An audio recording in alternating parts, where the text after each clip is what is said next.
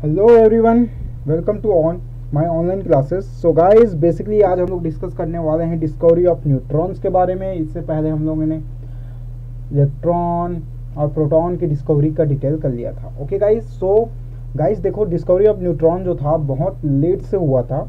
इसका रीज़न बहुत ही इंपॉर्टेंट है, क्योंकि देखो किसी को ये आइडिया नहीं था कि कोई एटम में न्यूट्रॉन जैसी कोई चीज़ भी होगी। भाई देखो, पॉजिटिव चार्ज है, पहले क्या हुआ, इलेक्ट्रॉन का डिस्कवर हुआ।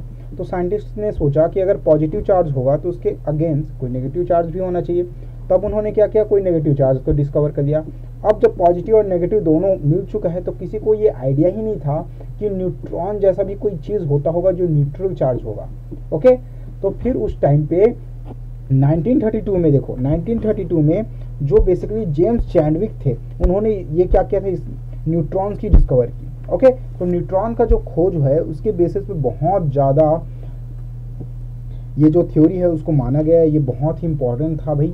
उस टाइम सब लोग क्या थे, मतलब एक टाइप से सरप्राइज हो गए थे कि मतलब जिसको कोई सोच नहीं सकता था उसको इसने डिस्कवर करके दिखा दिया। समझ में आ रहा है, और प्रूफ के साथ। अब देखो इन्होंने किया क्या था, जो बेसिकली बेरिलियम है ना, ओके, तो बेरिलियम का जो जनरली 49 होता है, ठीक है, एटॉमिक नंबर जो है आपका 4 है, मास नंबर 9 है। जब उसको हीलियम के साथ, हीलियम गैस जानते हो, हीलियम के साथ क्या किया उसने, दो गैसेस को एक साथ हाई वोल्टेज के साथ जब प्रेशर दिया तो उस कंडीशन में ये जो थे दोनों के दोनों ज्वाइंट होके कार्बन और एक जो था एक बेसिकली न्यूट्रल फॉर्म में प्रोड्यूस हुआ। तो भाई देखो, यहाँ से अगर जूम करूँ मैं तो रिएक्शन देखना, जो बेरियम का 4 और हीलियम का 2 दोनों अगर ज्वाइन करेंगे कितना हो जाएगा, 6। ओके, 6। देन बेरिलियम का 9 और मास का अगर इसका 4 दूंगा तो कितना होता है, 13। तो इसमें 12 आया, लेकिन एक मॉलिक्यूल अलग निकला। बात को समझो कि एक मॉलिक्यूल जो था वो अलग निकला, एक चार्ज बाहर निकला। अब उसने सोचा कि चलो ठीक है, मैंने इन दोनों का रिएक्शन कराया तो ये निकल गया, बट ये क्या चीज़ निकला है, समझ में आ रहा है कि उसने एक न्यू टाइप का, एक अलग ही टाइप का चार्ज देखा जो कुछ हरकत ही नहीं कर रहा था। ठीक है, मतलब देखो कोई चीज़ अगर शांत बैठा हुआ है, नहीं वो कोई फीलिंग शो नहीं कर रहा है, तो आप कैसे समझोगे। समझ में आ रहा है, वैसे ही टाइप का ये प्रोड्यूस तो हुआ कोई, लेकिन इसमें कोई क्या था, एक्साइटमेंट नहीं था, कोई भी चीज़ नहीं था। ठीक है, उसके बाद फिर उन्होंने दूसरा रिसर्च किया, दूसरा एक्सपेरिमेंट किया, किस पे, जब उसने बोरॉन और हीलियम का फिर से रिएक्शन कराया। ठीक है, हीलियम ही लेंगे इसमें, तो बोरॉन का 5 और हीलियम का 2 जब ज्वाइंट हुआ तो 7 नाइट्रोजन का बन गया। ओके, और इसका मास नंबर देखो, नाइट्रोजन का कितना होता है, मास 14, बट 11 और 4 को जोड़ेंगे 15 होता है, मतलब एक चार्ज अभी भी बच रहा है। तो 19 बनने के बाद उसको 1 यानी एक न्यूट्रल चार्ज फिर मिला।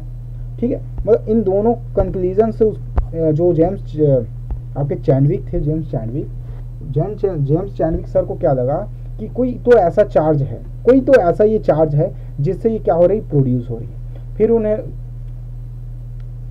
क्या किया था, इसके बारे में एक थ्योरी कॉन्सेप्ट की, थ्योरी प्रपोज की। ओके, क्या है ये थ्योरी, देखो डिस्कवरी ऑफ न्यूट्रॉन में है। ओके,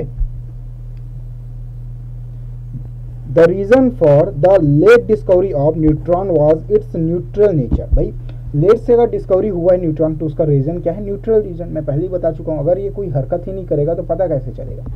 मास ऑफ न्यूट्रॉन जो होता है भाई, ये होता है 1.6 इंटू 10 का power -27 kg equal to 1.00866 AMU, मतलब अप्रॉक्सीमेटली किसका, हाइड्रोजन का। ठीक है, हाइड्रोजन के मास के इक्वल होता है। Then specific charge of a neutron is 0। भाई न्यूट्रॉन का चार्ज क्या है, 0 है। देख लो कोई चार्ज है क्या उसमें, नहीं। ठीक है, सिर्फ मास है। Neutron is a fundamental particle of all atomic nucleus except hydrogen और प्रोटियम। हाइड्रोजन और प्रोटियम को छोड़ के बाकी सब में एक फंडामेंटल क्या होता है, ये पार्टिकल्स के फॉर्म में मिलता है। हाइड्रोजन आपका क्या, इलेक्ट्रॉन प्रोटॉन, सॉरी आपका बेसिकली न्यूट्रॉन, प्रोटॉन और इलेक्ट्रॉन, ये 3 कंडीशन में मिलती है गाइस। तो ये तीनों कंडीशन आपको अच्छे से पता होनी चाहिए। ओके, अब यहाँ पे जो हम लोगों ने अभी तक जितना भी डिस्कवरी की है, ठीक है, तो इससे ये पता चला हम लोगों को कि जो बेसिकली आपका क्या होता है भाई, आपका मास ऑफ जो प्रोटॉन होता है इज ऑलवेज इक्वल टू, ठीक है, अप्रॉक्सीमेटली इक्वल टू, अप्रॉक्सीमेटली लेते हैं, ठीक है, अप्रॉक्सीमेटली इक्वल टू कितना भाई, किसका, mass of neutron, mass of neutron इसका अप्रॉक्स होता है। ओके, सेकेंड कॉन्सेप्ट क्या था, सेकेंड कॉन्सेप्ट हम लोगों ने ये पढ़ा कि जो मास ऑफ प्रोटॉन जो अप्रॉक्सीमेटली मास ऑफ न्यूट्रॉन के बराबर होता है, जो हम लोगों ने देखा है, वो greater then mass of electron. Electron का मास इन दोनों के मास से क्या होता है, ज़्यादा होता है। ठीक है, 31 होता है इसका, -31 एवरेज में लोगे तो। अब चार्जेस की बात कर लेते हैं। तो इलेक्ट्रॉन का जो चार्ज निकला वो क्या था, -1 पॉइंट नहीं बन रहा है, 1.6 इंटू 10 का पावर -19 कूलम। ठीक है, 19 कूलम। देन अगर प्रोटॉन की बात करें तो ये सेम चार्ज है, बस ये प्लस में रहता है, बाकी सब सेम रहता है। और न्यूट्रॉन की बात करें तो ये दोनों जो होते हैं कट होके क्या हो जाते हैं, जीरो। चार्ज क्या हो गया, जीरो। मतलब कॉन्सेप्ट इतना है कि 1 मार्क्स क्वेश्चन में आपको ये जितना भी अभी बताया हूँ मैं, उनमें से पूछने वाला है। ओके, तो ये सब याद रखना गाइस साहब। ठीक है, अब हम लोग मूव करते हैं बहुत सारे प्रैक्टिकल बेस्ड पे। जितने भी साइंटिस्ट थे ना, उन्होंने जो जो रिसर्च किए उसके अकॉर्डिंग। तो हम लोग बेसिकली एटॉमिक मॉडल्स के बारे में डिस्कस करने वाले हैं। Okay guys, so atomic models में क्या क्या होता है वो सब देखते हैं। ठीक है, तो पहला एटॉमिक मॉडल देखो, J Thomson models of atom. तो पहला साइंटिस्ट थे जे थॉमसन सर, जिन्होंने बेसिकली मॉडल दिया था एटम्स मॉडल। अब आप यहाँ पे देख रहे हो बेसिकली क्या है भाई, वाटरमेलन है। वाटरमेलन जो है भाई देखते ही सबको है ना अच्छा लग रहा है, वाटरमेलन। अब वो ये वाटरमेलन का कॉन्सेप्ट मैंने बेसिकली एटॉम जो मॉडल है उसके साथ क्यों दिया है, क्योंकि आप 9 से पढ़ के आए हो। ठीक है, 9 से पढ़ते रहे हो कि जो थॉमसन एटॉमिक मॉडल है वो बेसिकली किस पे बेस्ड था, वाटरमेलन के स्ट्रक्चर पे बेस्ड था। ओके, अब देखो, according to this model the positive charge is the spread over the spread of the size of the atom, okay, in which electron are embedded to make the atom as whole nature। अब देखो क्या हुआ, इसको छोड़ो। अब देखो, अब जो मैंडल जो बेसिकली थॉमसन सर थे, उन्होंने क्या किया था, जे थॉमसन ने ये जो वाटरमेलन था ना, वाटरमेलन, इस वाटरमेलन पे कंडीशन बिलोंग किया उन्होंने कि ये जो ब्लैक सीड दिख रहा है, black seed, that is electron. ये जो ब्लैक सीड है वो क्या है, इलेक्ट्रॉन है। इन्होंने ब्लैक सीड्स को क्या बोल दिया, इलेक्ट्रॉन बोल दिया। ओके, और जो बेसिकली रेड कलर का जो पोर्शन दिख रहा है उसको उन्होंने क्या बोला, पॉजिटिव चार्ज बोला। पॉजिटिव चार्ज का मतलब क्या, प्रोटॉन। अब हालांकि ऐसा नहीं है कि प्रोटॉन जो होता है वो रेड कलर का होता है, बट वाटरमेलन के कंडीशन में कि जो थॉमसन सर थे उन्होंने बोला कि ये जो होता है पॉजिटिव चार्ज होता है, जो उसका पूरा क्या है, एक एटम का जो ऑल एटमॉस्फेयर होता है, ठीक है, वो क्या होता है, पूरा प्रोटॉन से यानी पॉजिटिव चार्ज से घिरा होता है। ये देखो, पॉजिटिव चार्ज से क्या होता है, घिरा रहता है। देन जो इलेक्ट्रॉन होते हैं, बीच बीच में कुछ पार्टिकल्स में इलेक्ट्रॉन क्या होते हैं, फिक्स रहते हैं। ठीक है, इलेक्ट्रॉन देखो, जो ब्लैक सीड है उसको क्या कहा उन्होंने, इलेक्ट्रॉन्स कह दिया। ठीक है, तो मतलब जो ये जो स्पेस है, जो रेड कलर का हिस्सा दिख रहा है वो क्या है भाई, वो है बेसिकली पॉजिटिव चार्ज, और ये क्या है, नेगेटिवली चार्ज। ठीक है, समझ में आया बात। तो बात यहाँ पे ये था कि अगर ये पॉजिटिव चार्ज है, ये नेगेटिव चार्ज है जो बेसिकली उन्होंने दिया, तो जे थॉमसन सर का एक एटम जो था, एटॉमिक मॉडल, मतलब ये तो पता चल गया कि एटम के अंदर क्या होते हैं, प्लस और माइनस चार्ज होते हैं जो ऐसे अरेंज होते हैं। बट इनका ये मॉडल फेल हो गया। ठीक है, क्योंकि इन्होंने एक चीज़ नहीं बताया था, डैट इज स्टेबिलिटी। ठीक है, एम्बेडेड, उन्होंने स्टेबिलिटी को प्रोवाइड, स्टेबिलिटी को का कोई भी बेसिकली क्या नहीं दिया, कॉन्सेप्ट नहीं दिया। उन्होंने डायरेक्ट बोल दिया कि the positive charge is spread over the spread of the size, पूरे साइड में फैला रहता है positive charge of the atom. Example 10 का -10 पावर -8 सेंटीमीटर रेडियस में, in which electron are embedded to make the atom as whole natural. ठीक है, अब जो इलेक्ट्रॉन्स होते हैं उसके बीच बीच में क्या होते हैं, फिक्स्ड रहते हैं। ठीक है, अब इससे होता क्या है भाई, प्लस है बीच में, माइनस है, ये दोनों तो क्या हो जाएंगे भाई, प्लस माइनस ब्लास्ट हो जाएगा ना।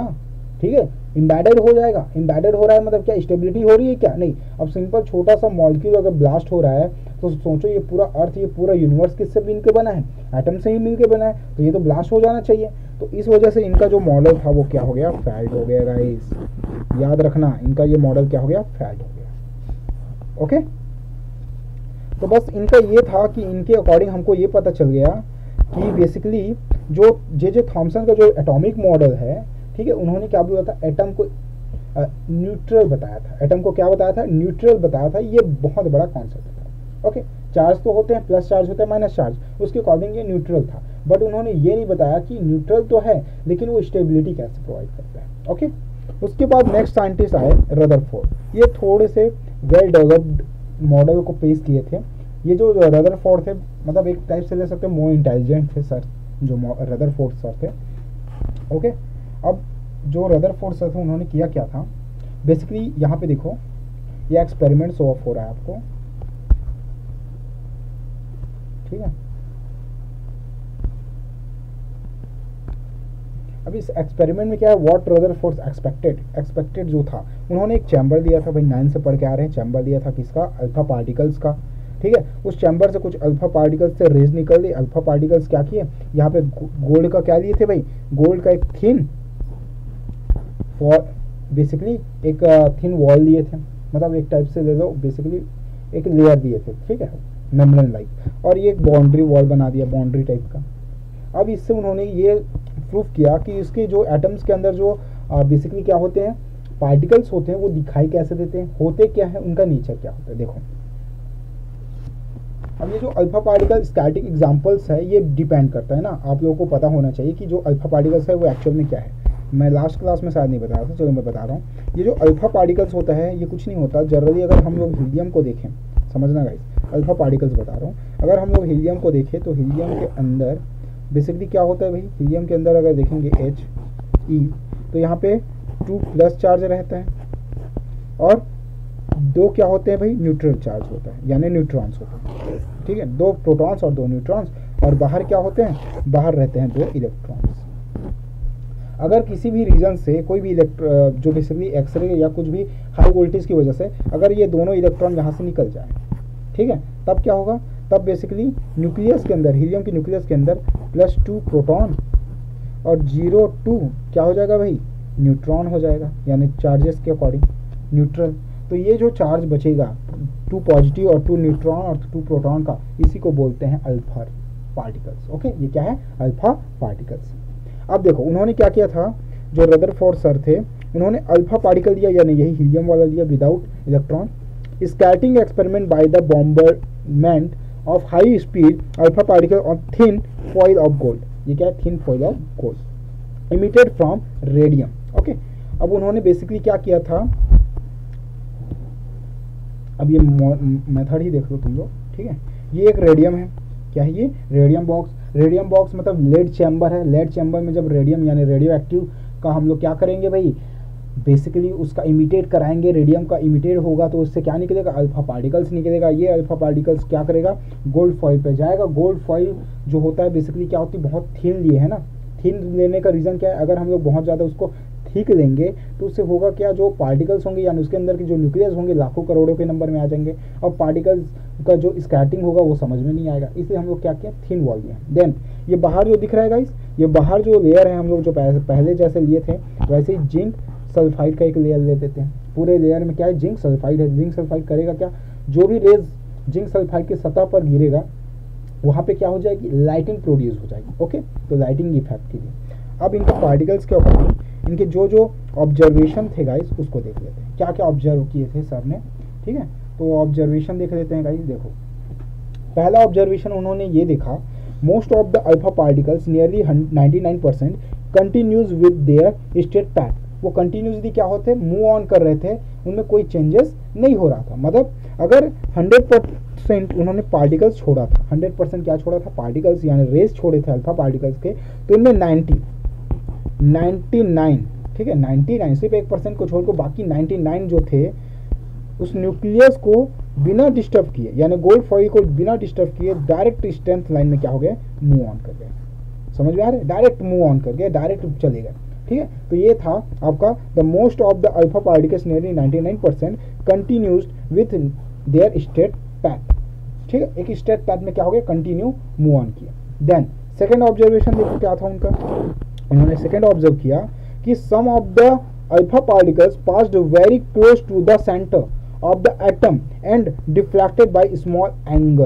भाई मतलब कुछ पार्टिकल क्या हुआ, न्यूक्लियस के सेंटर, एटम के सेंटर से होके गुजरा और उसकी वजह से क्या हो गया, वो डिफ्लैक्ट होके एक छोटे से एंगल में डिफ्लैक्ट हुआ। बात को समझो, छोटे से एंगल में क्या हो गया, डिफ्लैक्ट हो गया। अब देखो डिफ्लैक्ट कैसे हुआ, रीजन क्या था, यहाँ पे है भाई गोल्ड फॉइल, उसके सेंटर में क्या है, न्यूक्लियस है।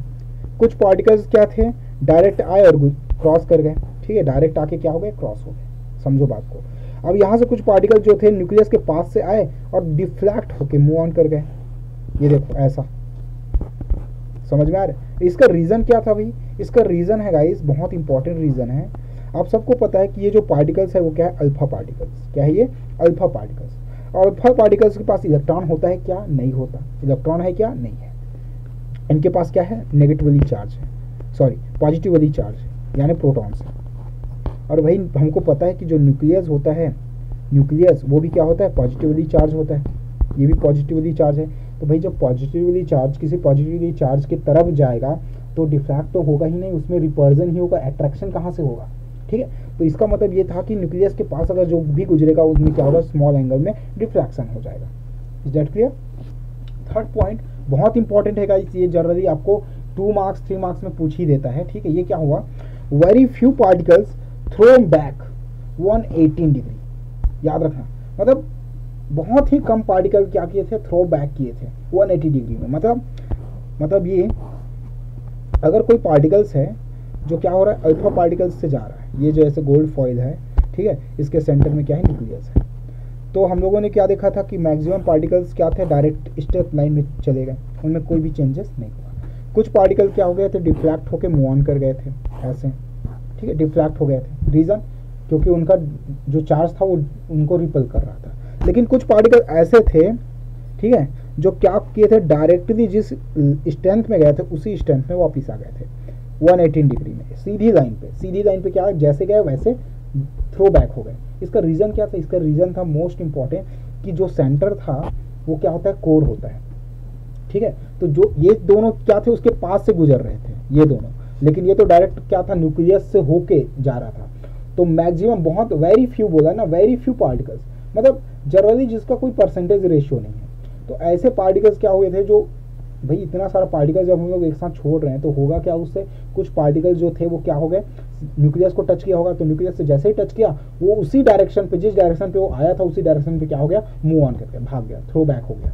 समझ में आ रहा है। तो ये कॉन्सेप्ट 3 ऑब्जर्वेशन उन्होंने बेसिकली देखा अपने एक्सपेरिमेंट। मोस्ट इंपॉर्टेंट ऑब्जर्वेशन है गाइस, याद रखना। देन उन्होंने फिर अपना कंक्लूजन क्या लिया, उन्होंने ऑब्जर्वेशन के थ्रू एक एक्सपेरिमेंट जो किया था उसके अकॉर्डिंग, ये देखो ये जो कॉम्प्लेक्स स्ट्रक्चर दिख रहा है आपको, ये हालांकि उतना कॉम्प्लेक्स नहीं है जितना आप समझ रहे हो, इसको जनरली मैं शॉर्ट समझा रहा हूँ आपको।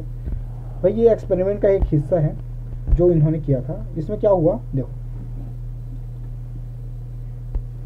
पहले तो मैं कलर इसका बहुत ज़्यादा और पतला कर देता हूँ, ठीक है। अब देखो यहाँ पे जो ये क्या है भाई, ये तो पता है ना रेडियो एक्टिव सोर्स है, और ये क्या है, लेड स्क्रीन विथ स्प्लिट है। अब देखो भाई जब वो क्या छोड़ेंगे, बेसिकली लेड शील्ड से रेडियो एक्टिव सोर्स को जब इमाइट करेंगे तो बहुत सारे रेज अल्फा पार्टिकल्स निकलेंगे, और ये अल्फा पार्टिकल्स का जो बीम है वो डिपेंड नहीं करता कि वो स्ट्रेट लाइन में जाए। डिपेंड करेगा क्या कि ये स्ट्रेट लाइन में ही जाएगा, नहीं, डिपेंड नहीं करता। तो जब वो स्ट्रेट लाइन में जाने ही वाला नहीं है तो क्या करें, उन्होंने एक स्प्लिट लिया, लेड स्क्रीन लिया, और उसमें छोटा सा क्या था, स्लिट था, छोटा सा होल था, जिससे क्या हुआ, जो अल्फा पार्टिकल्स थे जो स्ट्रेट लाइन में जा रहा था बस वही वहां से क्रॉस हुआ, बाकी जो थे वहीं से क्या हो गए, डिफ्लैक्ट हो गए यहाँ पे। मतलब ये रेस को आगे लेके जाने के लिए किसके एंगल से, सिर्फ एक एंगल से, समझो बात को, सिर्फ एक ऐसे रेस को अंदर लेके गया जो क्या था, स्ट्रेट लाइन में मूव कर रहा था। अब जैसे ये गोल्ड फॉइल पे क्या हुआ, क्रॉस किया, टकराया, तो यहाँ पे प्लेट दिख रहा है, ABCD दिख रहा है। तो ये जो प्लेट्स हैं ये सब जिंक सल्फाइड के प्लेट्स हैं, जिंक सल्फाइड का बना हुआ है। तो यहाँ से उनको ये कंक्लूजन मिला कि जो मोस्ट इंपॉर्टेंट पार्टिकल थे ना, ज़्यादातर पार्ट्स, इसके जो ज़्यादातर पार्टिकल्स थे वो क्या हो गए, डायरेक्ट स्ट्रेट लाइन को क्रॉस करके डायरेक्ट निकल आए, ये देखो निकल आए, ओके। लेकिन जो कुछ फ्यू अमाउंट थे वो क्या हो गए, डिफ्लैक्ट हो गए, ये देखो डिफ्लैक्ट हो रहा है, ओके। और कुछ ही पार्टिकल्स क्या हो गए भाई, जिस डायरेक्शन पे गया उसी डायरेक्शन पे वापस आ गया। ये उसका क्या था, एक कॉम्प्लेक्स जो उन्होंने रियल में किया था वैसा टाइप का है, ठीक है। अब उनके मेन फीचर देख लेते हैं, क्या क्या उन्होंने ऑब्जर्व कंक्लूजन निकाला।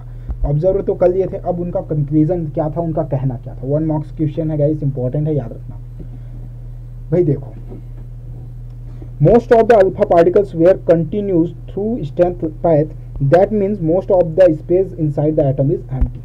उन्होंने क्या किया, उन्होंने देखा कि जब न्यूक्लियस के अंदर, उन्होंने गोल्ड फॉइल के अंदर जब देखा कि मैक्सिमम जो रेस थे वो क्या हो गए, क्रॉस कर गए। मैक्सिमम पार्टिकल्स क्या कर गए, क्रॉस कर गए। ठीक है, 99% जो पार्टिकल्स थे वो क्या हो गए, बिना डिस्टर्ब हुए डायरेक्ट निकल गए, गोल्ड फॉइल को क्रॉस कर। इसका मतलब ये हुआ कि जो मैक्सिमम स्पेस है इस एटम का वो क्या है भाई, एम्प्टी है। क्या है, एम्प्टी है। फर्स्ट ऑब्जर्वेशन याद रखना कि मैक्सिमम स्पेस जो एटम के अंदर है वो क्या है, एम्प्टी है। मोस्ट इंपॉर्टेंट इनका कंक्लूजन था। सेकेंड कंक्लूजन क्या था, उनका सेकेंड कंक्लूजन था ऑलमोस्ट ऑल, देखो ऑलमोस्ट ऑल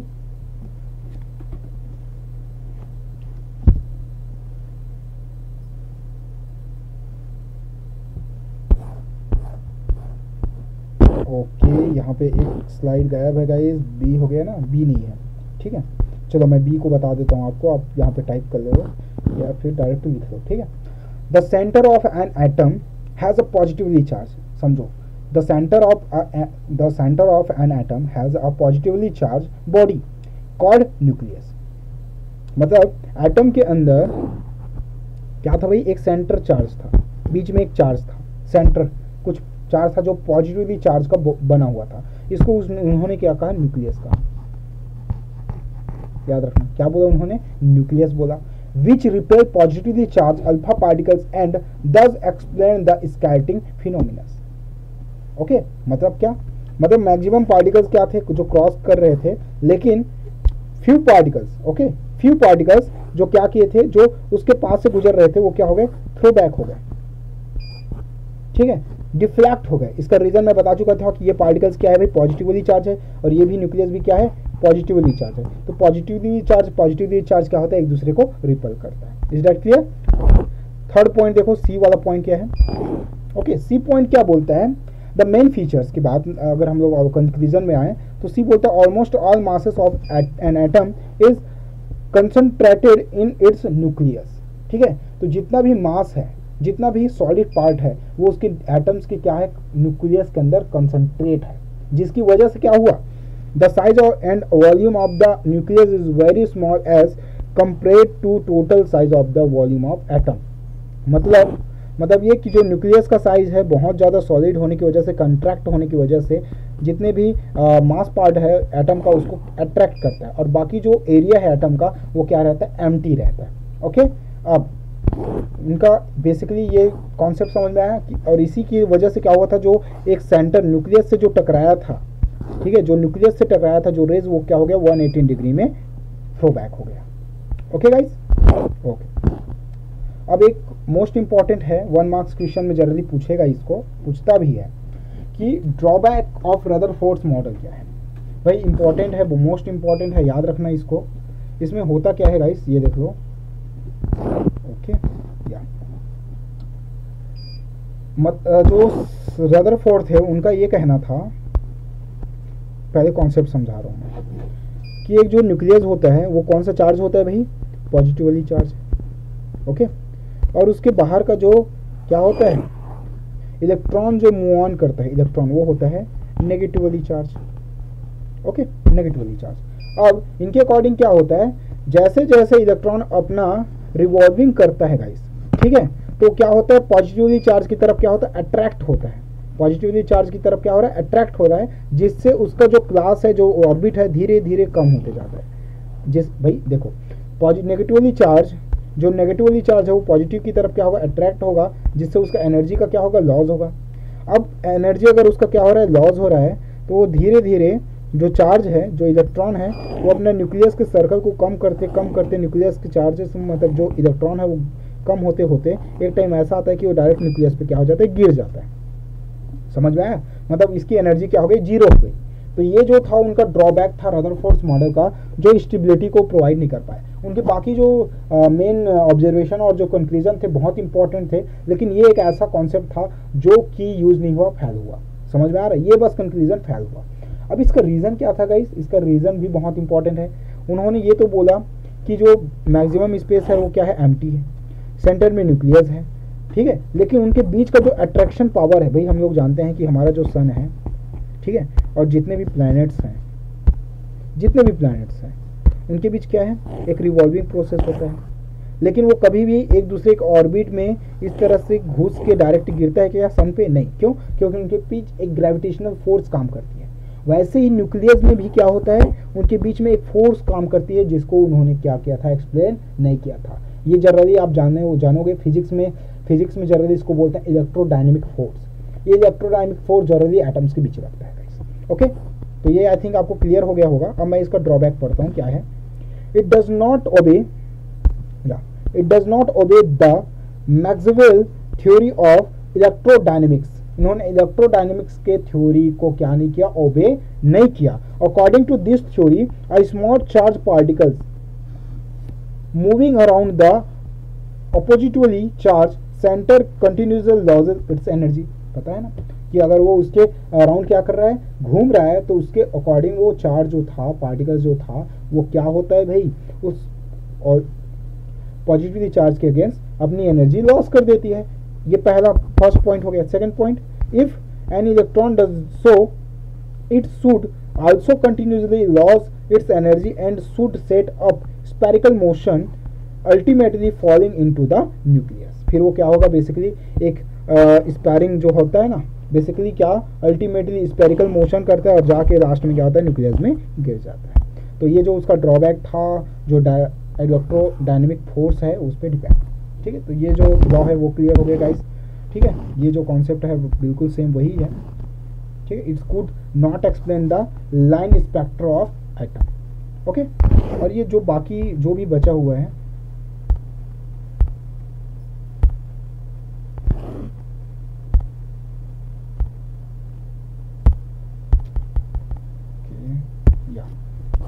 जो भी बाकी बचा हुआ है, जैसे ये है सम्स एटॉमिक टर्म्स और जो भी है प्रोटियम्स का, आइसोटोन्स, आइसोबार, ये मैं आपको नेक्स्ट लेक्चर में क्लियर कराऊंगा। Okay guys.